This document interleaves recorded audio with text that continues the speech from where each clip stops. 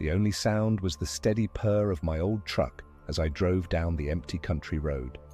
I'd just clocked out from the garage after a long day, and the open road was my way of unwinding.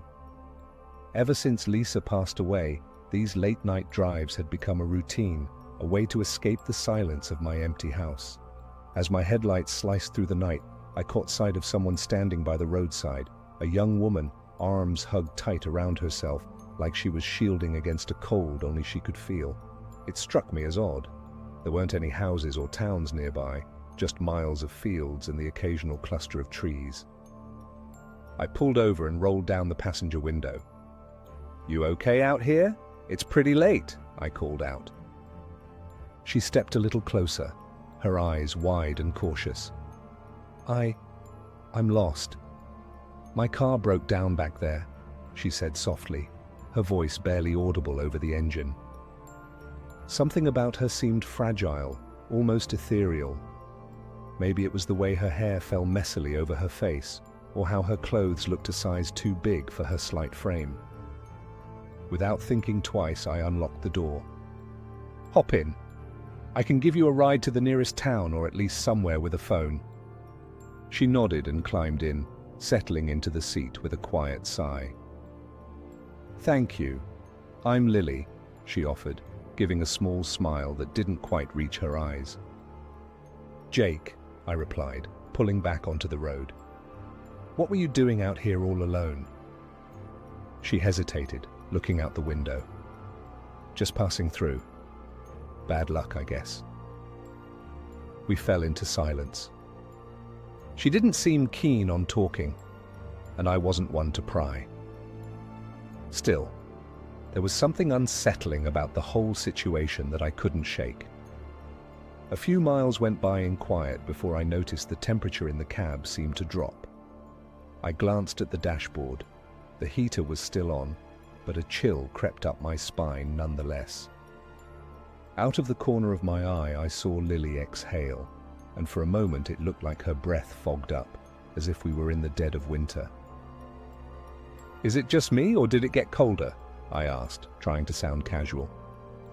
She turned her head slowly, giving me that same faint smile. "Maybe a little. Nights can be unpredictable out here." I nodded, though her answer didn't settle my unease. Then a faint smell hit me, a damp, earthy scent, like soil after rain but tinged with something sour.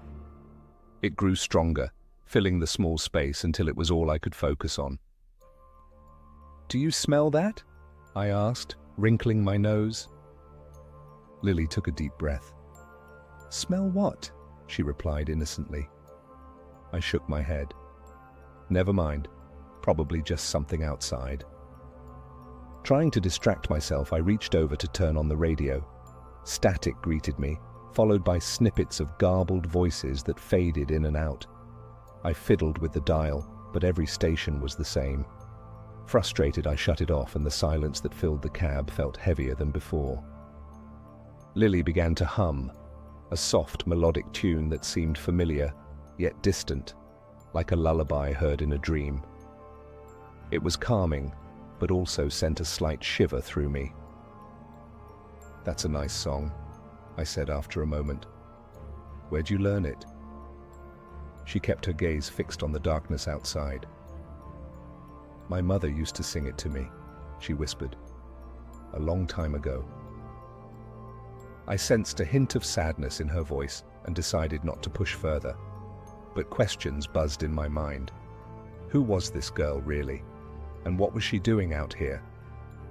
An hour passed, and we should have reached the spot where her car broke down by now. The road stretched on, empty as ever. "Are you sure we're going the right way?" I asked, glancing over at her. She didn't respond at first. Then, turning to face me, she said, "I might have been mistaken about where I left it." I gripped the steering wheel a little tighter. "Might have been mistaken? There's not a lot out here to get confused with." She tilted her head, her eyes meeting mine with an unsettling calmness. "I'm sorry if I've caused you trouble." Before I could reply, she reached over and grabbed the wheel, yanking it hard. The truck veered off the road, tires screeching as we plowed into the ditch. The impact jolted me forward, the seatbelt digging into my chest. My head slammed against the side window, and everything went blurry. When I came to, the world was tilted. The truck rested at an awkward angle, the engine sputtering before dying completely. Pain throbbed at my temple where I'd hit my head. I looked over. Lily's seat was empty. "Lily?" I called out, my voice hoarse. No response. I fumbled with the seatbelt and pushed the door open, stumbling out into the cool night air. The quiet was deafening. No wind, no crickets, just an eerie stillness. A rustling sound came from behind the truck. I turned, squinting into the darkness. "Lily, is that you?" Silence. Then a faint giggle echoed, seeming to come from all directions at once. The hairs on the back of my neck stood up. This wasn't right. I took a hesitant step away from the truck, my boots sinking slightly into the soft earth. "Look, if this is some kind of joke, it's not funny." The giggle came again, closer this time. From the shadows between the trees, Lily emerged. But something was different. Her posture was too rigid, her movements too smooth, like she was gliding rather than walking. "You should have kept driving, Jake," she said, her voice carrying a chilling undertone that hadn't been there before. A knot of fear tightened in my stomach. "What are you talking about? You grabbed the wheel." She smiled, a cold, empty expression that sent a bolt of terror through me. They always stop, they always offer help, and they never see what's coming. I took a step back. "Who are you?" Her form seemed to waver for a moment, like a reflection on disturbed water. "Just a traveler, like you, seeking company on these lonely roads." Without another word, I turned and ran. Adrenaline surged through me, overriding the pain in my head. I didn't know where I was going. I just knew I had to get away. Branches scratched at my arms and face as I plunged into the woods. The canopy above was so dense that even the moonlight struggled to break through, casting the forest in deep shadows. Behind me, I could hear the crunch of leaves and twigs, steady footsteps, unhurried yet relentless. "Jake," her voice called out, sing-song and mocking. "You can't hide." I stumbled over a root, catching myself against a tree. My breath came in ragged gasps. Ahead, a structure loomed, a small cabin, its windows dark but intact. A glimmer of hope sparked within me. I dashed toward it, nearly tripping up the steps as I threw myself against the door. It gave way under my weight, and I slammed it shut behind me, sliding a heavy wooden beam across to bar it. The interior was musty, filled with the scent of old wood and dust. Fumbling in the dark, I searched for anything to use as a weapon. My hands wrapped around a rusted fireplace poker, better than nothing. As my eyes adjusted, I noticed something scattered across a table in the center of the room. Photographs. Dozens of them. I approached cautiously, lifting one to the dim light filtering through the window. My heart lurched. The photo was of me, sitting in my truck, taken from outside the garage. I rifled through more. Images of me at the grocery store, walking down the street, even inside my home, peering out the window. How was this possible? Among the photos were others, different men, all looking as bewildered as I felt. And in each one, standing just behind them, was Lily, her face expressionless, except for that haunting smile. A loud thud jolted me from my thoughts. The door rattled as if something heavy had been thrown against it.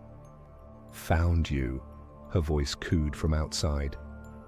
I backed away, gripping the poker tightly. The windows rattled, the panes threatening to shatter. Shadows flickered across them, moving too quickly to be anything human. Desperate, I looked for another way out, but the cabin had no back door. The walls groaned as if under immense pressure. Then, with a splintering crash, the door burst open. Lily stood there, but she was no longer trying to appear human. Her eyes were hollow voids, her limbs elongated, fingers tipped with claw-like nails, her mouth twisted into an unnatural grin. "Why run, Jake?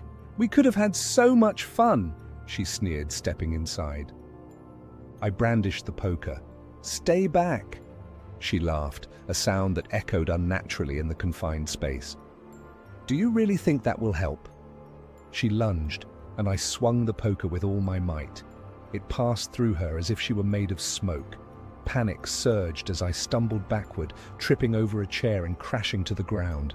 She loomed over me, her form shifting and flickering. "Don't worry," she whispered. "It will all be over soon." Her hand reached out, cold and insubstantial, yet I felt a searing pain as she touched my forehead. A flood of images invaded my mind. Memories of Lisa, our life together, the pain of losing her. It was as if she was ripping open every old wound, feeding on my anguish. "Stop!" I screamed, tears blurring my vision. Everything went dark.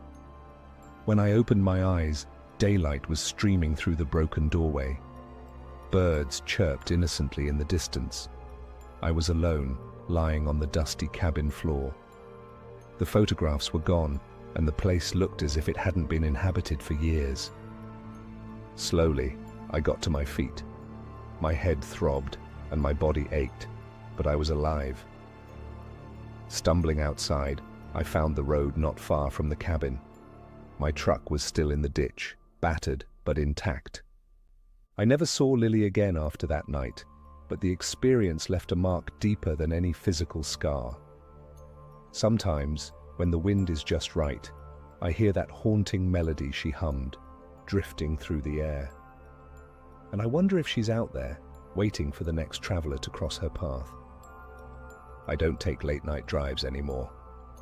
Story 2, my name is David Miller. I've spent the last decade behind the wheel of an 18-wheeler, crisscrossing the country and finding solace in the solitude of the open road.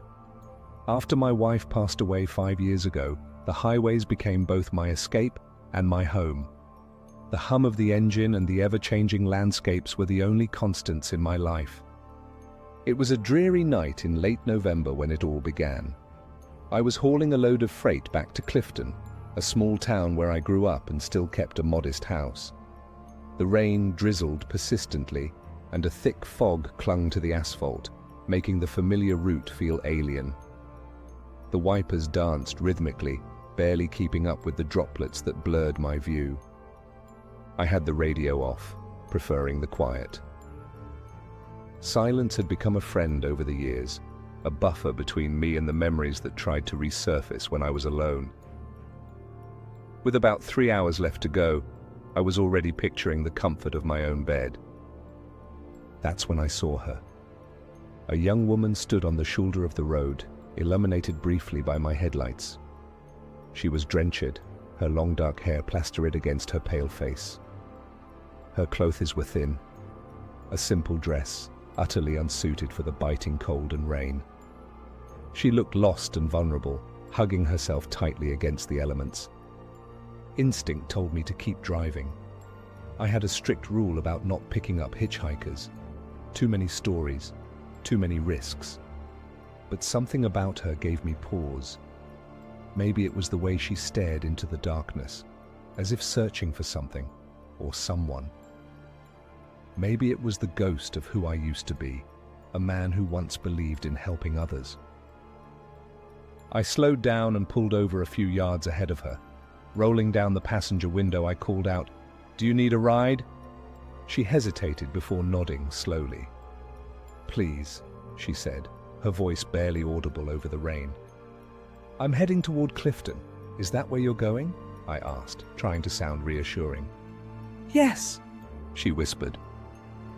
I unlocked the door and she climbed in, her movements deliberate and cautious. Up close, she seemed even younger. Couldn't have been more than 20. Her eyes were a deep shade of green, but there was a hollowness to them that unsettled me. "I'm David," I offered, hoping to break the ice as I pulled back onto the road.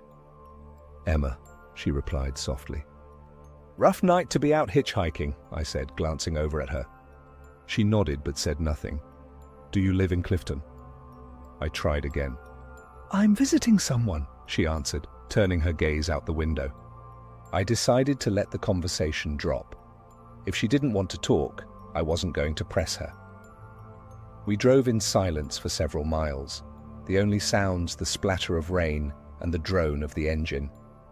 As the minutes ticked by, I couldn't shake the feeling that something was off. Emma sat rigidly, her hands clasped tightly in her lap. Every so often she'd fidget with a small pendant around her neck, a simple silver locket that looked antique.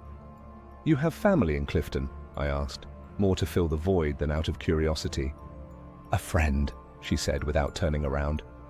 I nodded, gripping the steering wheel a little tighter. The road stretched out endlessly, and the fog seemed to thicken, swallowing the beam of my headlights. "Mind if I put on some music?"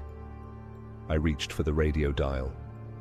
"Please don't," she said quickly, a hint of alarm in her voice. "I prefer the quiet." "Sure, no problem." I pulled my hand back, a chill creeping into the cab despite the heater working overtime. We continued like that, the silence growing heavier by the mile. I stole occasional glances at her. She was still staring out the window, but her reflection in the glass seemed distorted. A trick of the light, I told myself. "Are you okay?" I finally asked. She didn't respond at first, then murmured, "You shouldn't have stopped." "Excuse me?" She turned to face me, her eyes meeting mine. "It's dangerous to pick up strangers." I forced a chuckle. "Well, I figured you needed help." She tilted her head slightly. "Not all who wander are lost." I didn't know how to reply to that. An uneasy feeling settled in my stomach. The road ahead forked unexpectedly, a detail I didn't recall from previous trips. "Which way?" I asked, slowing down. "Left," she said immediately. I was certain that Clifton was straight ahead. "Pretty sure it's quicker to stay on the main road," I suggested. She looked at me intently. "Trust me, the left road is faster." Against my better judgment, I turned left. The path was narrow and lined with towering oak trees whose branches intertwined overhead, creating a tunnel that blocked out what little moonlight there was. The asphalt gave way to gravel, and the truck's tires crunched loudly, echoing in the confined space. "Are you sure this is the right way?" I asked, unease creeping into my voice. She didn't answer. The fog here was thicker, swirling in unnatural patterns. My headlights flickered, and the engine seemed to labor as if we were climbing a steep hill, though the road appeared flat. "Emma, what's going on?" I demanded, trying to keep my voice steady.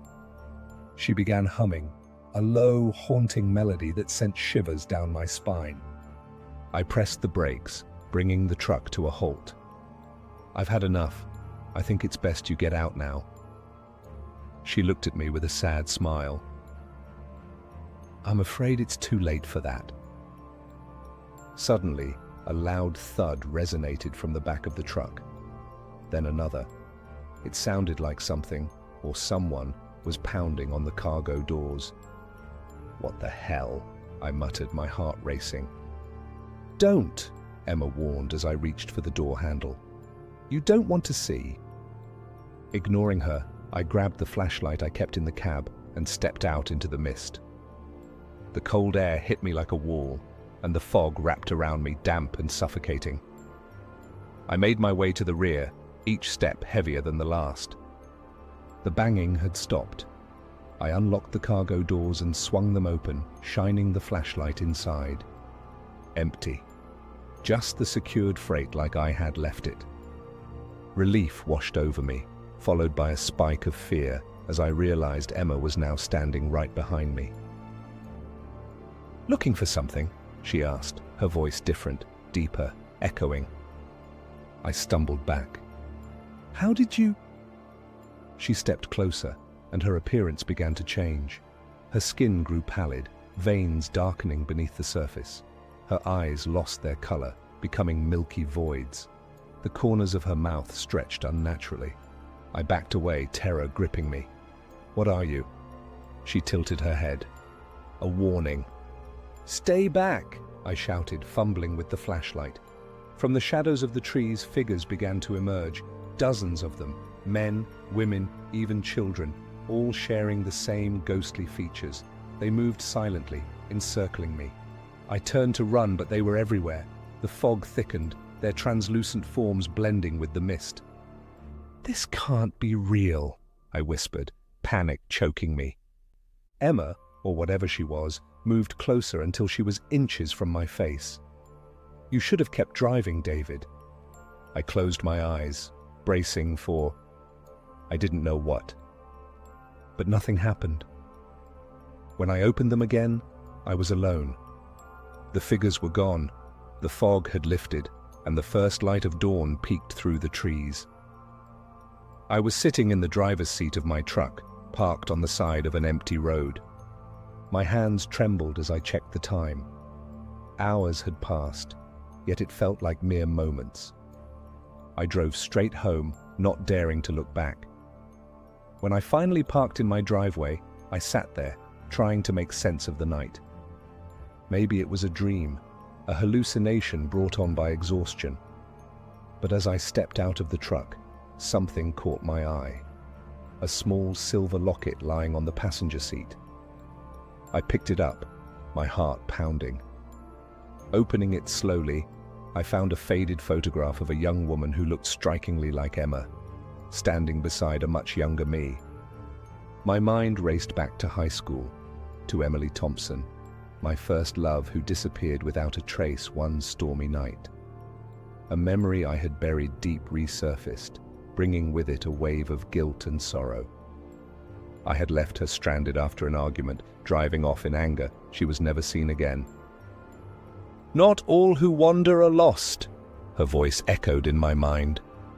I sank to the ground, the weight of the past crushing me. The locket dangled from my fingers, a haunting reminder that some roads are never left behind.